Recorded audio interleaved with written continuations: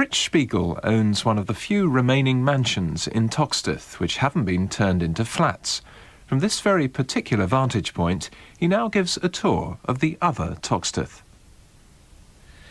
I've lived here in Toxteth for most of my life, and that means I've lived here longer than most Liverpudlians have. But up to about 10 years or so ago, nobody ever used the word Toxteth. People said, I live in Prince's Park, or I live in Sefton Park, or Liverpool 8, or Granby, or Mossley Hill. In other words, nobody seems to know where Toxteth is, and they always put it in the wrong place. In broad daylight, youths broke into a dairy and hijacked half a dozen milk floats, which they used as weapons against the police, aiming them at a line of officers across the road and leaping out of the cabs while the vehicles careered into the phalanx of riot shields. It happened round about the time when they had riots in Notting Hill and in St Paul's in Bristol, and also in Liverpool as well, in what was then a rundown area right on the northern boundary of Toxteth. Buildings in a row about 100 yards long are well alight. You can perhaps hear the fire behind me and the alarm bells ringing. But ever since then, any rundown inner city area in Liverpool, even as far away as Everton and Bootle and parts of Lancashire, has automatically been described as Toxteth. It's such an ugly, nasty-sounding word, Toxteth, rather like a cross between toxic and death, and that's probably why the news media went to town on it. It's actually an ancient Norse word meaning something like the wooded shore, and from 12-something onwards, Toxteth belonged to King John and was his deer park. And that is why we are now in Toxteth, about 50 yards from one of King John's hunting lodges, which still exists, though it's been much altered. The other lodge, the South Lodge, was near the river, and that eventually fell down. I just dimly remember a heap of medieval sandstones, which was eventually cleared away by a tidy-minded city council. I always feel that if it had been a Beatles relic, they would have built a shrine round it. Where'er you walk, some dog has walked before. So how long have you been walking dogs in the park? Well, this is the first dog I've had completely to myself, and I've had her 5 years. Before that, I used to sort of, inverted commas, share a collie with a friend. He's been and done it on the floor. What I know of Liverpool parks is, I've got to admit, they're quite scruffy, because I came from Southport. I'm not being a snob, I love Liverpool, and that's why I came to Liverpool, but Southport parks seem much nicer, and of course there's flowers. You don't see flowers in Liverpool parks. People steal them. People do steal them, yeah. Yeah, we saw somebody digging up the whole rose bed. I mean, and with plastic bin bags, and they took up all the rose plants. And the woman was systematically stealing them.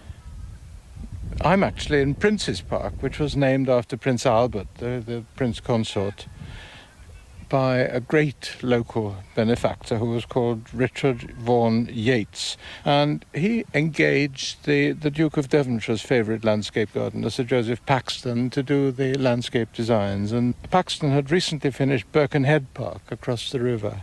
And that, in turn, provided the pattern for parks all over the world, including Central Park, New York. The view's nice, isn't it? It comes sunny days, the birds and all that. You know, you get rabbits in the park now, we've seen them. Years ago, when I was a kid, used to have all daffodils and everything on there, flowers and everything, you know, it's been nice. And it's trellis work and everything. But now it's just gone down the drain now. I mean, look at the state of this now, here, look. There used to be two islands in Prince's Park. One was called the Swan Island, which has disappeared together with the swans, so I can just remember them. And there's a much bigger one, which is still there, which was a bird sanctuary, except, of course, it's no longer a sanctuary. And there was also a rowing boat, which was used by Mr. Molyneux, the uniformed park keeper. It had its oars in it all the time, and it was moored by the island, but nobody would have dreamt of taking it out for a row without Mr. Molyneux's permission. There's a lot of people who come here and they have tackle stolen, and you know, I've heard of people getting the bikes stolen and beaten up and that. and it never used to be like that years ago. And I know someone was taking a photograph of me when I caught a fish here, and someone took his bike while he was actually taking a photograph, so I locked my bike up, as you can see.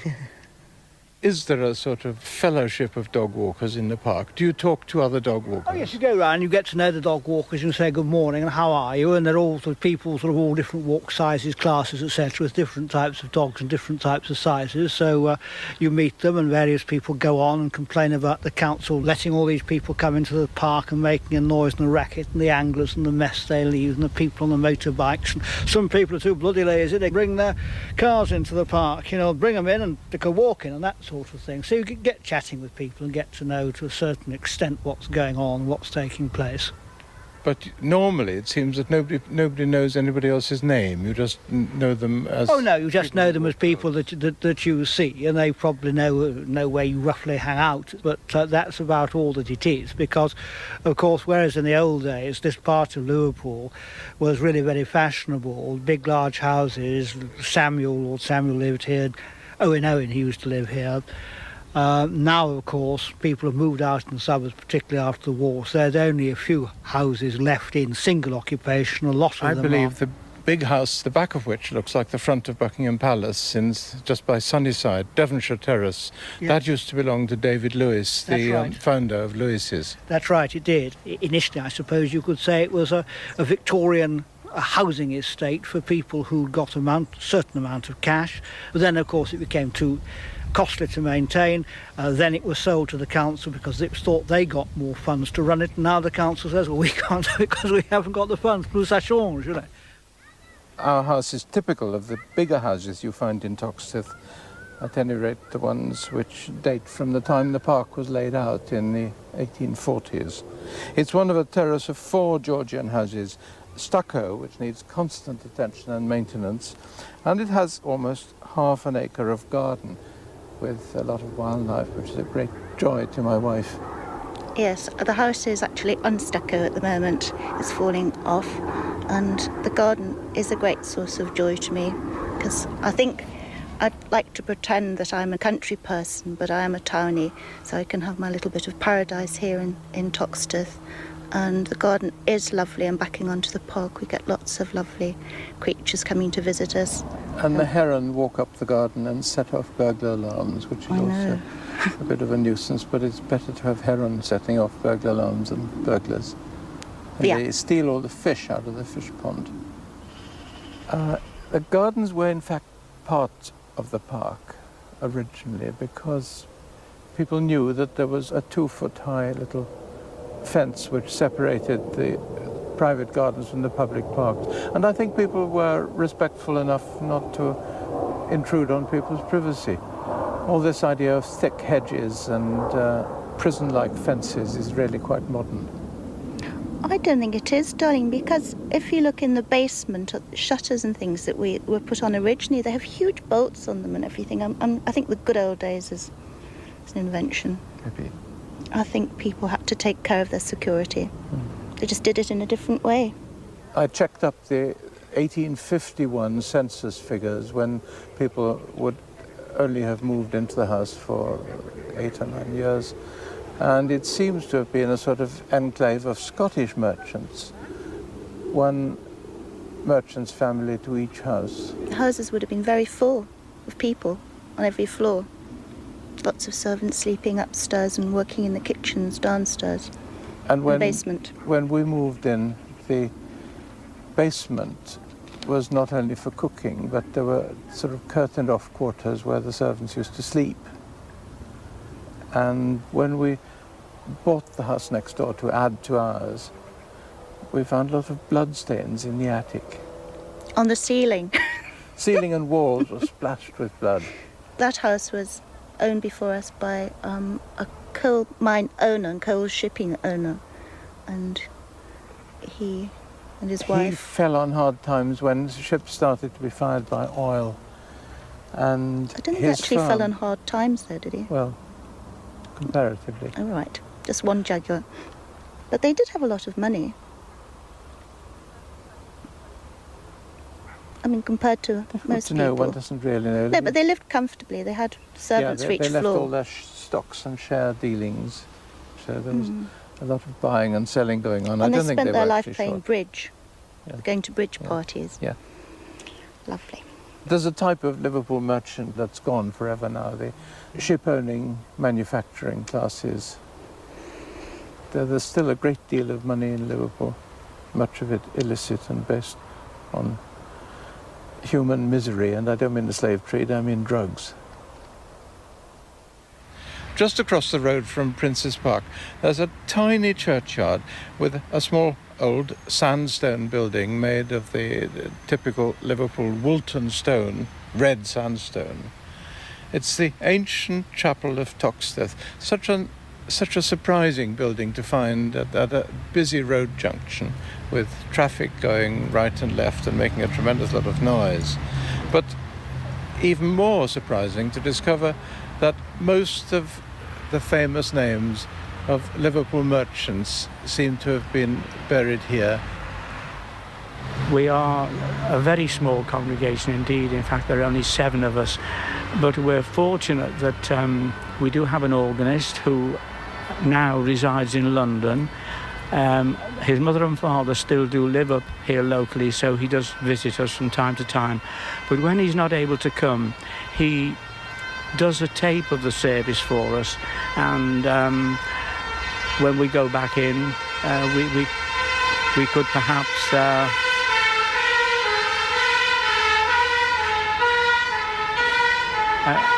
as you will know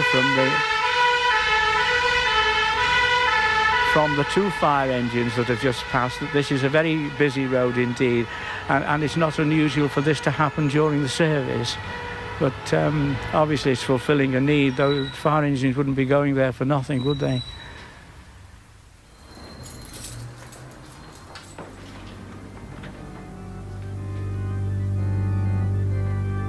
Mr. Leslie Gabriel is the chairman of the congregation of this chapel. So tell us a bit about the history. It's a very old building, isn't it? Oh, it's very old indeed, actually, 1618.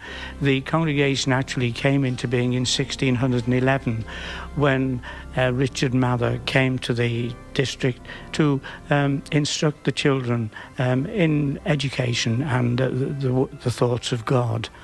If you go back far enough in the history, there were 2 congregations meeting here, Presbyterians and Congregationalists, one in the morning and one in the evening. So you can see that ecumenism was going in those days. It's not something modern for the present time. And over the years, the theology of the place evolved into it being recognised as a place of Unitarian worship. And the church itself is a charming little building with old-fashioned box pews in brown polished wood and a sort of tiny altar again, which is almost outsized by the priest when we came to a service here.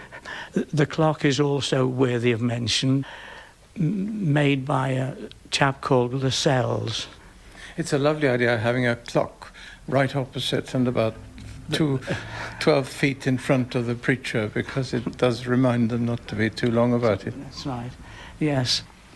And there are some quite famous people buried here, aren't there, according to the tablets? Oh yes, very many local merchants and shipping magnates were attenders and have been buried in the graveyard of the chapel.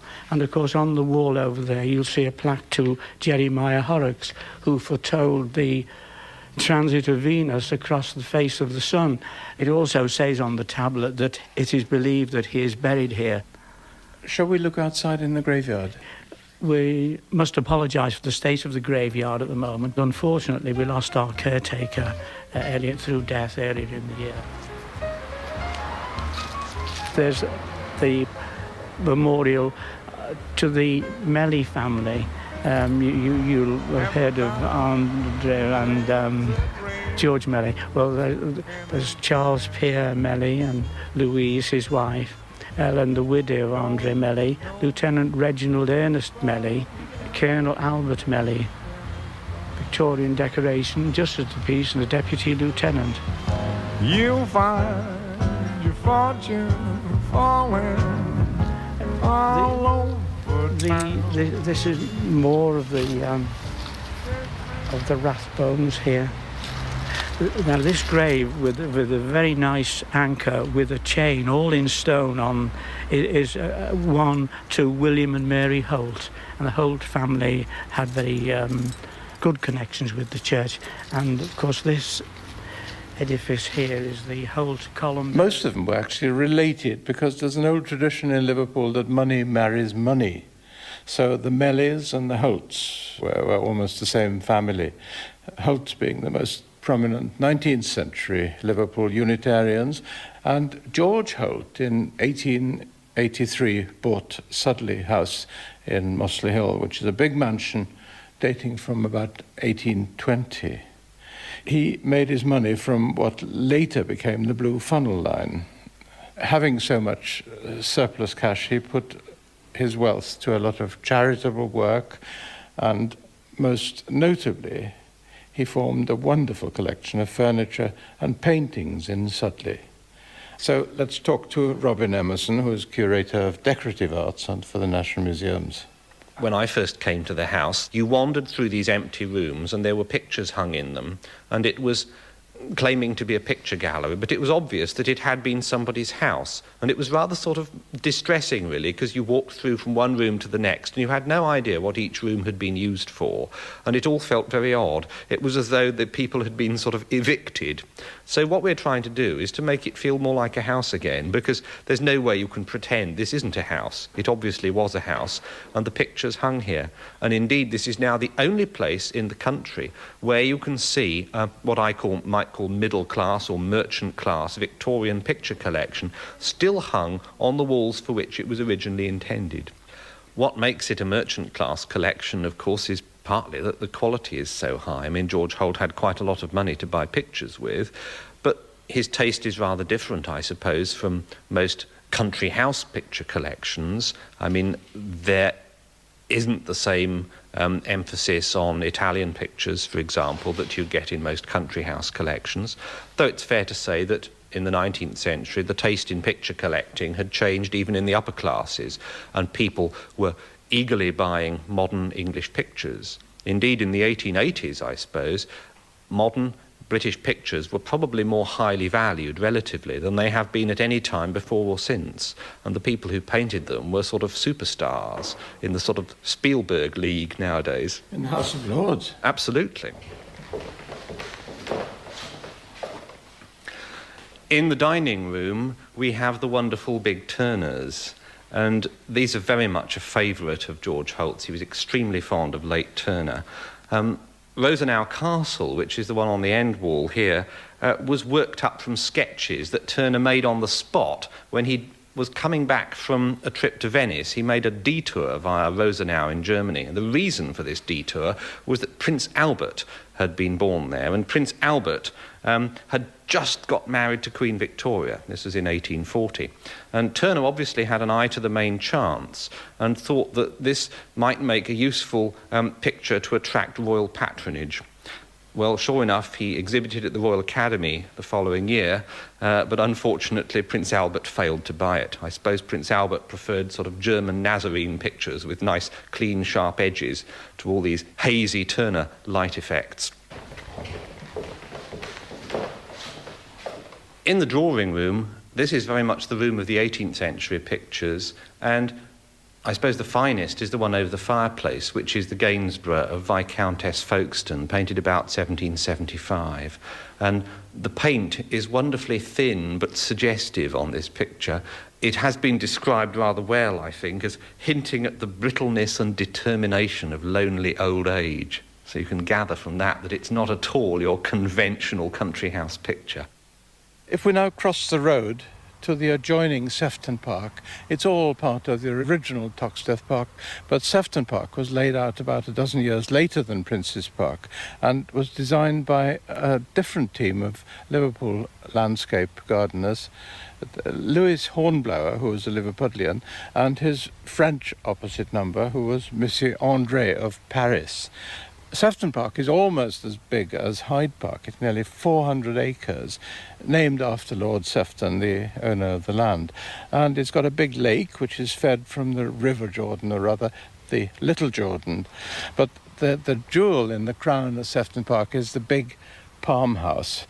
It was opened almost exactly 100 years ago, almost to the day, on the 5th of October 1896, at a cost of £12,000, which included the plants. It remained a joy for many, many years until the loonies took over the madhouse that Liverpool became, and so the palm house was left open to vandals and the weather, and is now in a sad state, but things are looking up because there's now an organisation called Friends of Sefton Park Palm House, which is doing a tremendous lot of work in raising money and selling individual panes with individual people's, individual donors' names on, so that the place can be reglazed and put back into its proper use. Good evening, ladies and gentlemen, and welcome to this marvellous palm house. The Friends are actually organised by Jan Hind. Hall in London. The most exciting part of this is looking at ways that we can turn it into a self-sustaining business, which we think, with such an attractive building, there's every reason that it should sustain itself financially. So current plans are looking at holding weddings in the palm house and a permanent season of events, so that we may have jazz festivals and blues festivals and weddings and ceilidhs and maybe poetry readings, invited speakers, that kind of thing. And I'm absolutely sure that people will come because of the beauty of the building, which is almost exactly, almost to the day, 100 years old. So let's have some music. We would lose a certain amount of vegetation of the actual planting if we were to go ahead and turn this into an event space. But we try as much as we possibly can to retain the fact that this is first and foremost a palm house, and that people come here during the day to look at the plants. When the palm house was opened in 1896, it contained one of the rarest and most exquisite collections of tropical plants in the country. And if you think of the fact that Liverpool was at the time the largest port in the world, so it had money and international influences which rivaled any in the UK, possibly even in the Empire. So the sort of collections that we could be bringing back were truly representative of international collections, and at the time it was very prized and loved within the city.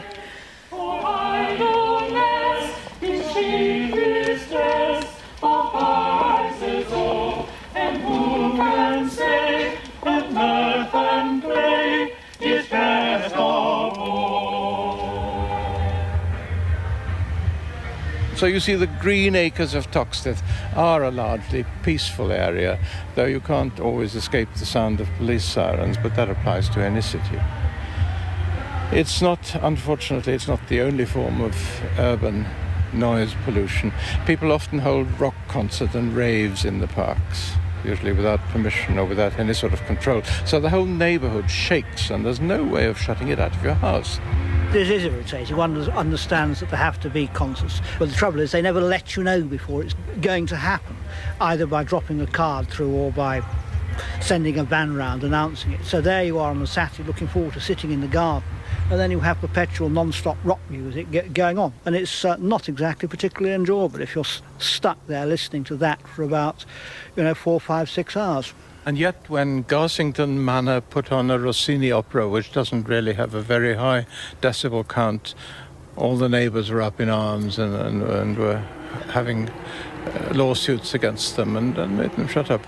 Another objection is that a lot of the big old houses have been made into old people's homes, and there are people dying to the strains of disco drumming, and I think that's an utter disgrace. And occasionally there are juveniles who ride high-powered, expensive motorbikes around the place. The police either can't or don't want to stop them. It's a motorbike, as you can hear, but it's one of these that underage boys ride, and they haven't got silencers.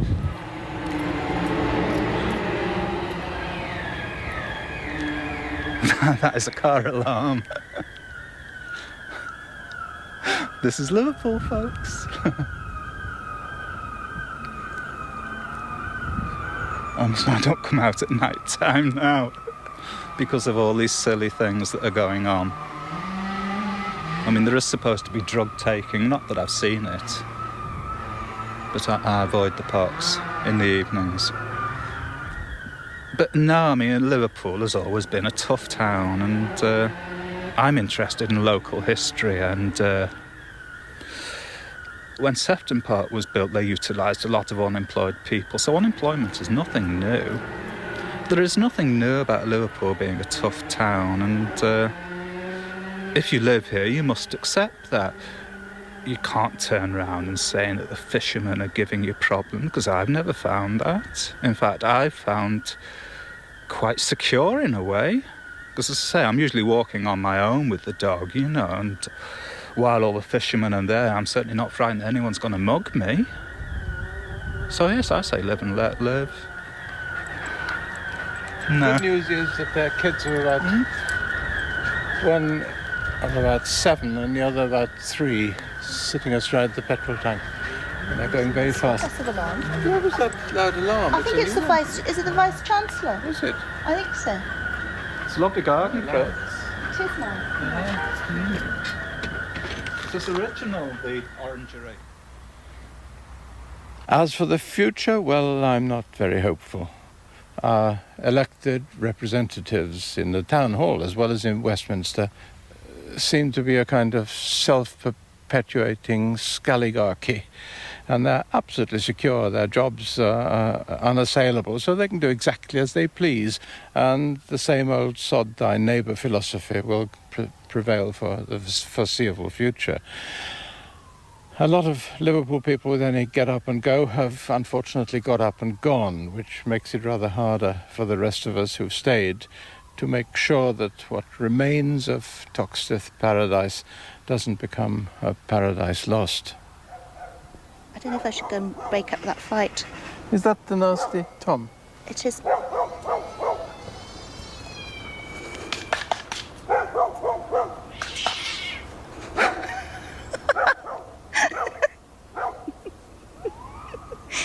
on, Benji. Benji defending his territory. Fritz Spiegl was showing us around his Toxteth. The producer was Francis Burns.